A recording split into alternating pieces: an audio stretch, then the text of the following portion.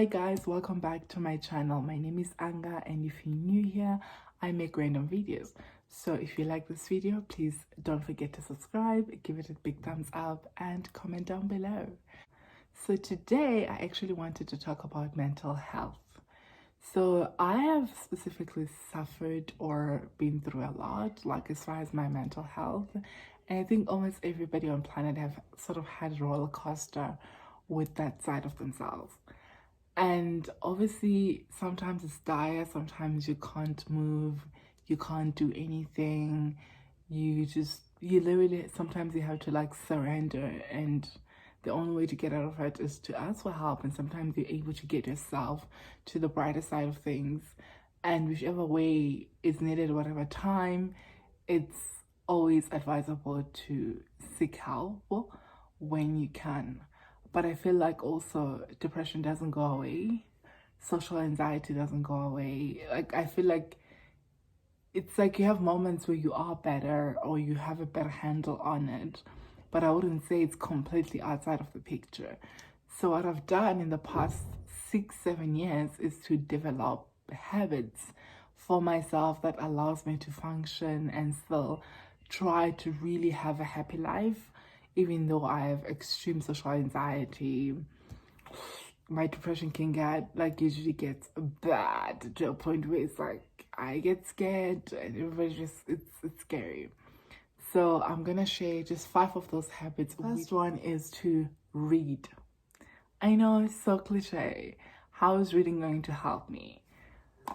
But I also think there's so much help we can get from reading things, whether it's for deep understanding, clarity, or just reading. Like sometimes I'll pick up a book and read as if I'm a grade 1 learner. Like, there goes the pad. Like, regardless of whether I formulate any debates or essay or thoughts, ideologies around the context of what I'm reading, it's really not about that. It's not about, especially I feel like when you're used to reading things and trying to get so many things out of it, it can be a transition, but it's totally worth it.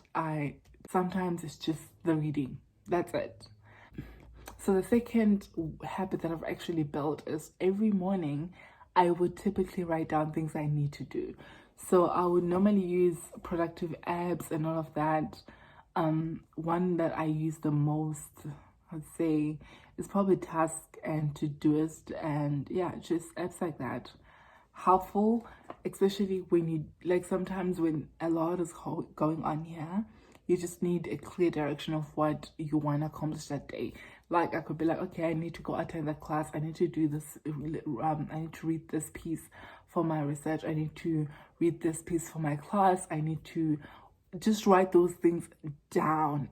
Like, even the basic ones, I need to call mom, I need to call my sisters, write it down. Because sometimes when you're going through it, the only, like, you just literally have to become a robot until you get to the other side sometimes, where you just like look at it like, okay, cool, let's call, let's eat, because literally you're not using your brain so much, so it doesn't feel like you're overpowering it, especially in a state where you're already feeling like you are clustered, or you can't think properly, or you can't even breathe. So it's so easy to just follow a list or to follow a to-do list. So to-do list, amazing. So the third habit that I've developed is, this may not be very popular, and I don't know if it's advisable by professionals. I'm not a professional. I'm just somebody who's gone through it and built my own habits. So maybe for some of you guys it can actually help, but maybe for some of you it will not help. Like, in my day, especially during times where I'm going through it like the most, I try to have 30%, 70% concentration on the problem. So 30% will be me concentrating on trying to figure out why I'm sad or why I'm depressed, or sometimes if I know, trying to think about it, trying to exercise, trying to fill my mind like with power, with positive thoughts, with truth and all of that. But I only make that 30%. Then the 70% is things that are beside my own mental state. I feel like sometimes that draws me out of my state. So whether it's going to go online, because during the time probably don't hang out with friends as much, go online, listen to a comic, like something that's, listen to a comic, go online, listen to, I don't know, a completely different field than you even ever thought of in your life. Listen to a different religion ideology, listen to different lifestyles, different diet, like whatever you find online that has literally nothing to do with the person that you've chose to. Obviously you are learning something about some other people and also therefore how to cope it, but I feel like it's not personal to you. So like you can have that balance of like what is personal and like the world view. And I think sometimes that helps me like get myself to a point where I get like, okay, cool, I think now I can get to the east part of it, to a part where I can talk, to a part where I can, you know, walk to a counseling center or whatever help that I need. So the fourth habit is build a habit that is a communication. What I mean is, like, sometimes when you're going through it or going through a lot, there's a way that you communicate your emotions even without saying words. So be very intentional about what that is. For an example, for me, the way I do that is distance. But I choose to be intentional about it because I'm like the person who doesn't like texting all the time and all that jazz. So when I'm going through it or I just need my time off, I just get off social media. Like, I'll reply obviously to text to make sure that people know I'm alive and safe, but like I ain't entertaining conversations, I'm not doing any of that. So social media, bye. And I think also it's just a general case, especially when you're going through it, try all means possible to distance yourself from social media, literally. So the fifth habit that I've built to try and build a constructive life, even though I have severe mental health, is this.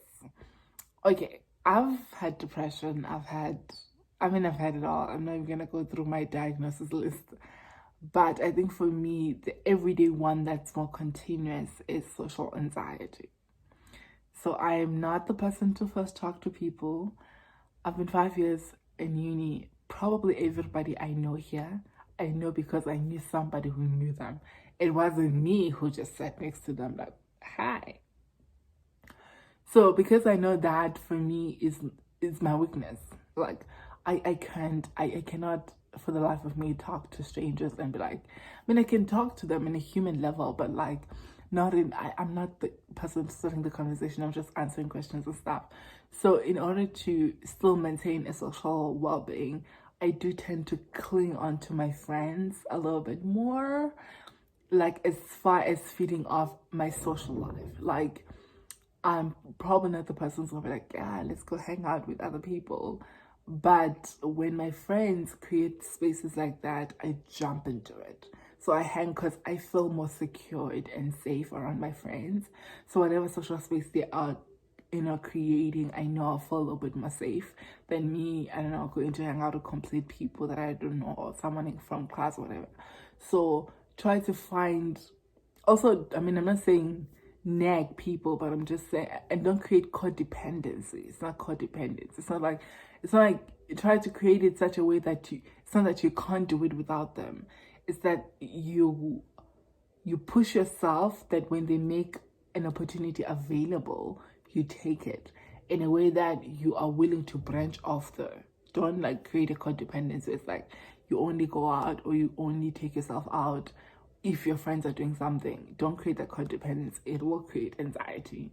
It will make it worse. I hope you learned something from this video, and remember, mental health is as important as your physical health, and do not hesitate to seek help if you need it. So yeah, thank you for checking this video out. Bye.